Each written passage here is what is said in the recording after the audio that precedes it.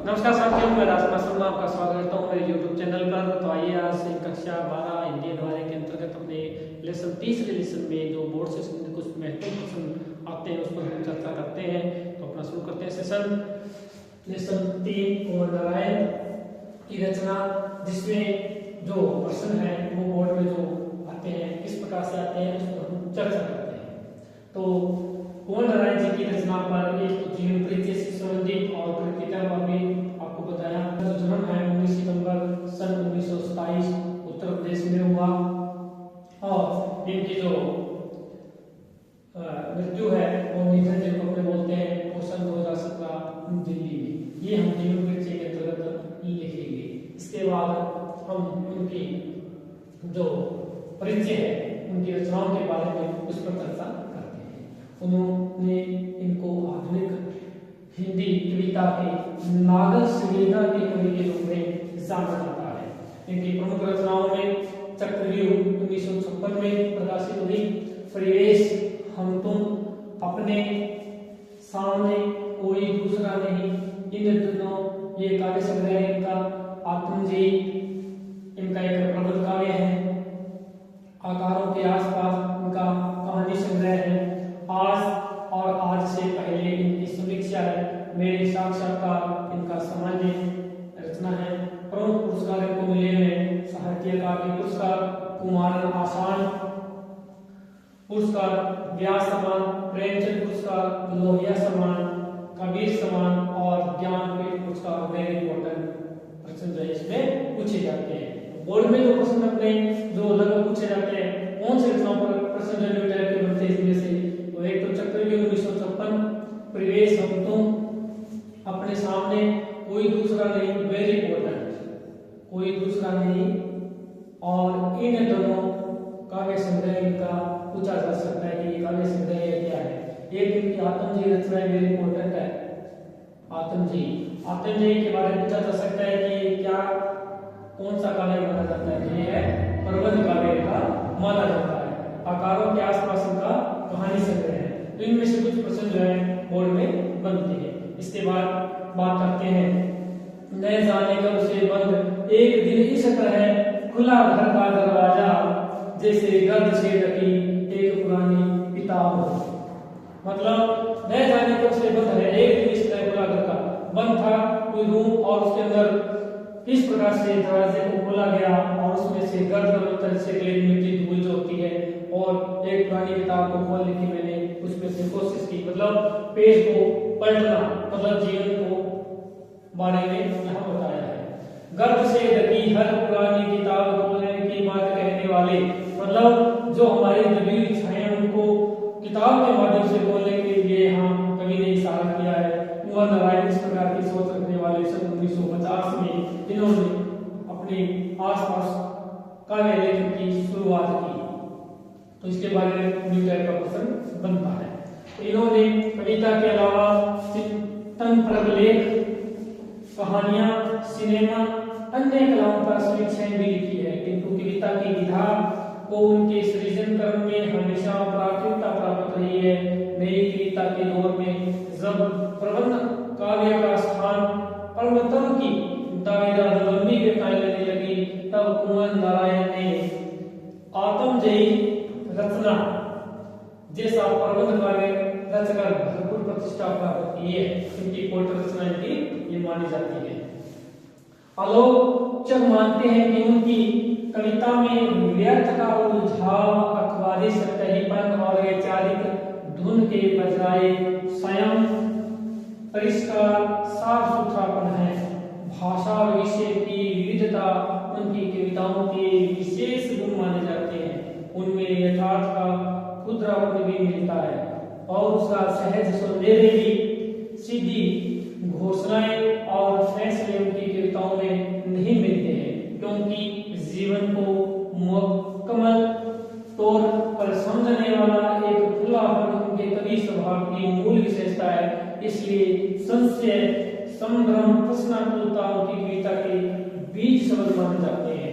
तो इस प्रकार से उनका जीवन परिचय और कृति रचना के बारे में बोर्ड में जो प्रश्न बनकर उभरता है और वेरी इंपॉर्टेंट रचना की मानी जाती है। कुंवर नारायण का आप इस प्रश्न को अच्छी तरह से याद करें, जीवन परिचय और उनकी कृतित्व रचनाओं के बारे में। अब बात करते हैं उनकी। कुंवर जी पूरी तरह नागर संवेदना के कवि माने जाते हैं, जो अपने चर्चा कर चुके हैं।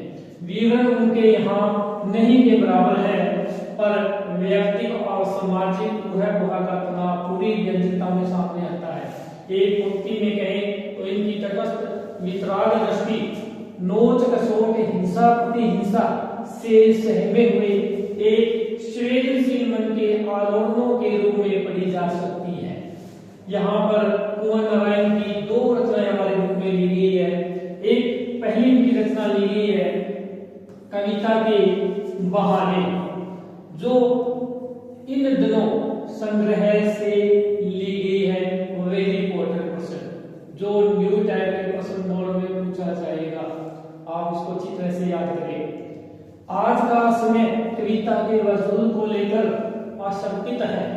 शक है कि यांत्रिकता के दबाव में, मतलब इस प्रश्न में बोर्ड में क्या प्रश्न पूछा जाता है, मतलब इस कविता के अंदर इसका भावार्थ क्या दिया गया है इस कविता के बहाने में। मतलब इस कविता में ये बताया गया है कि यांत्रिकता के दबाव से कविता का अस्तित्व नहीं रहेगा। ऐसे में यह कविता की अपार संभावनाओं को टटोलने का एक अवसर देती है।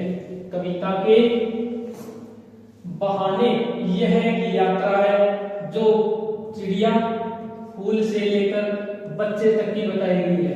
मतलब इस कविता के बहाने में हम चिड़िया, फूल और बच्चे, इन तीनों का उल्लेख इसमें दिया गया है, तीनों की तुलना की गई है। एक और प्रकृति है, दूसरी ओर भविष्य की कदम बढ़ाता एक बच्चा है।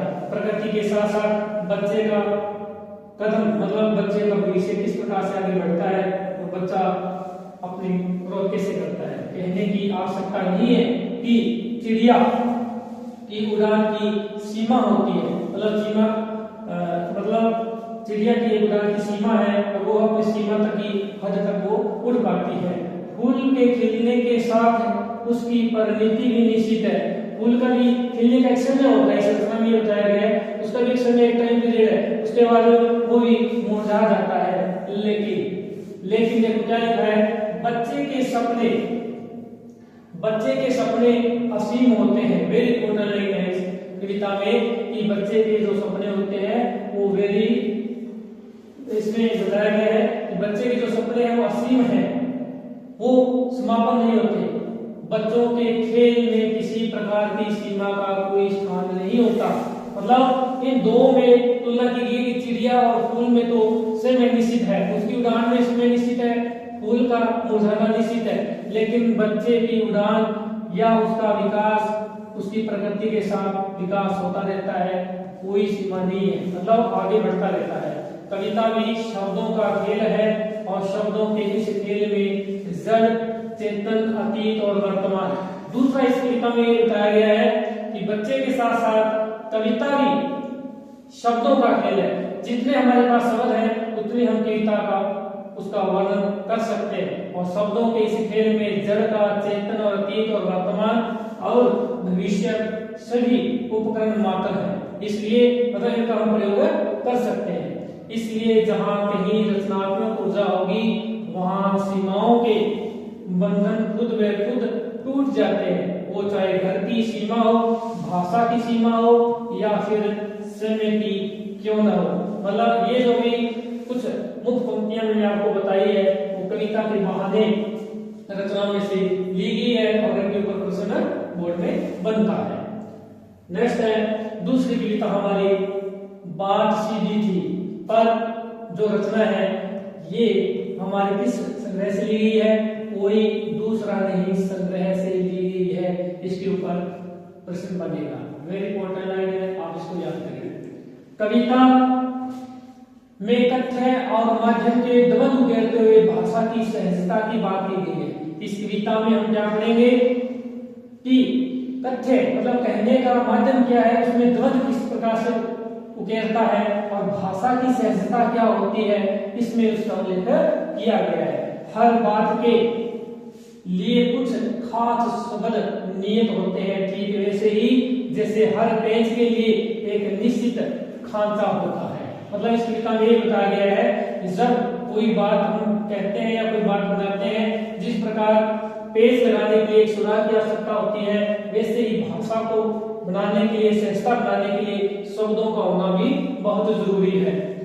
अब तक जिन शब्दों को हम एक दूसरे के पर्याय के रूप में जानते रहते हैं, उन शब्द के भी अपने विशेष अर्थ होते हैं। अच्छी बात या अच्छी कविता का बनना सही बात का सही शब्द से जुड़ना होता है। ये लाइन इंपॉर्टेंट है जो पेपर में पूछी जाती है, आप याद करेंगे। और जब ऐसा होता है तो किसी दबाव या अतिरिक्त मेहनत की जरूरत नहीं होती, वह सहूलियत के साथ हो जाता है। तो ऐसा कार्य हम करेंगे तो वो अपने आप कार्य संपन्न हो जाएगा। इन कविता के अंदर बात सीधी में इसका उल्लेख किया गया है, जो हमारे बोर्ड से संबंधित प्रश्न जो है इसमें से बनते हैं और बनकर आते हैं, और हमें इसको सही ढंग से इसको पढ़ना है। नेक्स्ट हम इसकी कुछ जो कविता की जो लाइनें दी हुई है उसके बारे में थोड़ी चर्चा कर लेते हैं। कविता के बहाने पहली रचना है। कविता एक उड़ान है चिड़िया के बहाने, यानी कविता को चिड़िया के साथ में यहाँ बिंब स्थापित करके प्रस्तुत किया गया है। कविता की उड़ान भला चिड़िया क्या जाने, मतलब चिड़िया की एक उड़ान जो होती है वो एक सीमित होती है, लेकिन कविता की उड़ान सीमित नहीं होती और उसकी कल्पना परे होती है। यह बात चिड़िया नहीं जानती, इसके साथ बिंब स्थापित किया गया है। बाहर भीतर इस घर उस घर जा सकती है, कविता के पंख लगा उड़ने के माने चिड़िया क्या जाने। उसके कौन हमारी कल्पना कहां से कहां तक पहुंच जाए वो चिड़िया नहीं जानती, लेकिन चिड़िया का एक समय एक स्थान निश्चित होता है, वो अपने स्थान एक निश्चित स्थान से दूसरे स्थान पर पहुंच जाती है। लेकिन कविता एक स्थान से दूसरे स्थान पर हम कल्पना के माध्यम से पहुंच जाते हैं। कविता एक खिलना है फूलों के बहाने। कविता क्या है? फूलों के बहाने, जिसे फूल खेलते हैं उसके हिसाब से बताया गया है।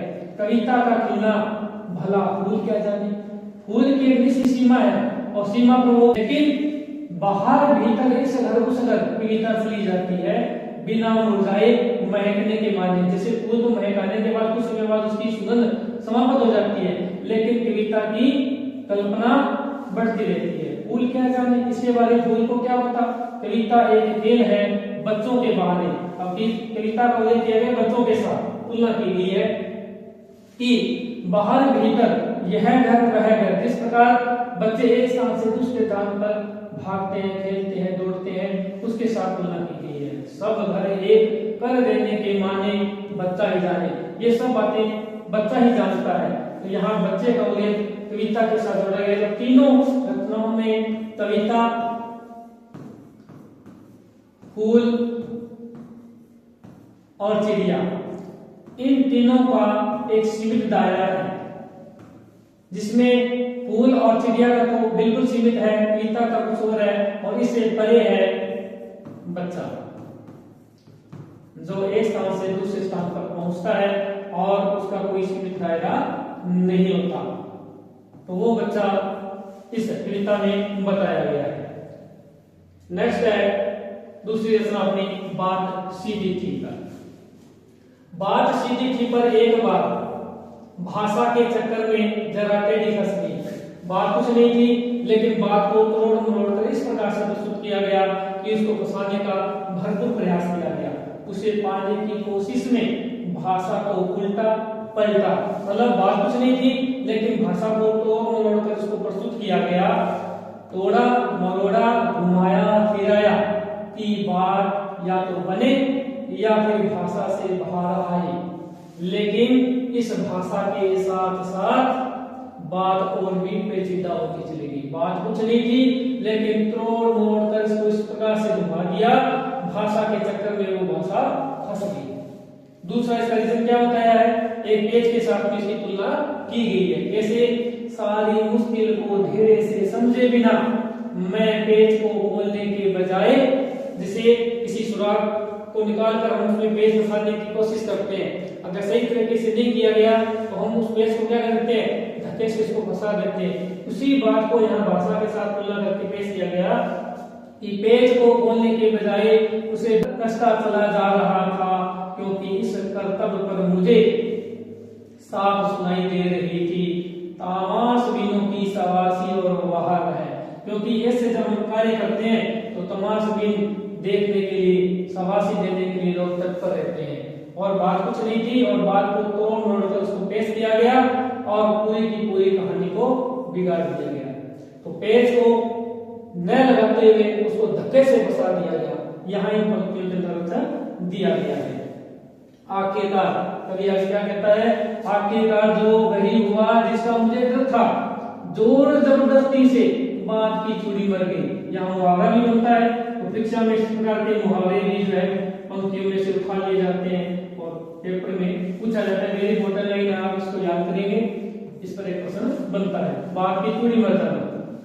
और वह भाषा में बेकार घूमने लगी। अभी मैंने बताया कि उसको धक्के से फंसाया गया, उसकी चूड़ी मर गई, तो उसको जबरदस्ती उसको फंसा दिया गया। हार कर मैंने उसे तीर की तरह उसी जगह ठोक दिया। ठीक ठाक लगी पर अंदर से न तो उसमें कसाव था न ताकत थी। बात ने जो एक शरारती बच्चे की तरह मुझसे खेल रही थी, मुझसे पसीना पहुंचते देखकर पूछा, क्या तुमने भाषा को सहूलियत से पार बरतना कभी नहीं सीखा।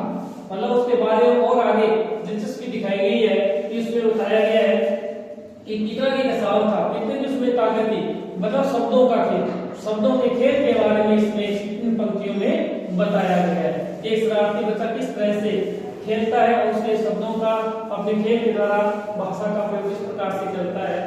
और लास्ट में क्या तुमने भाषा को सहूलियत से बरतना कभी सीखा नहीं, तो भाषा को सहूलियत से बोलना, उसको पढ़ना और उसको सीखना हमारे लिए बहुत जरूरी है। नेक्स्ट, इसमें से कुछ प्रश्न जो इंपॉर्टेंट बनते हैं उस पर अपने चर्चा कर लेते हैं। पहला प्रश्न है, इस कविता के बहाने बताएं कि सब घर एक कर देने के मायने क्या है। तो सब घर एक कर देने का मायने मतलब यहाँ बच्चे के बारे में तुलना, जो है बच्चा एक घर से दूसरे स्थान पर किस प्रकार से जाता है उसके बारे में आपको यहाँ इसके अंदर इस प्रश्न में आपको लेकर करना है। दूसरा प्रश्न है, उड़ने और खिलने का कविता से क्या संबंध है। मतलब यहाँ उड़ना और खिलना फूल का और कविता के से संबंध स्थापित करके आपको इसका आंसर देना है। तीसरा प्रश्न जैसे आपका है, कविता और बच्चे को समानांतर रखने के क्या कारण हो सकते हैं। मतलब कविता और बच्चे की तुलना जो अपने इस पंक्तियों में पढ़ी है उसके साथ तुलना करके आपको उसके कारण के बारे में ही आंसर देना है।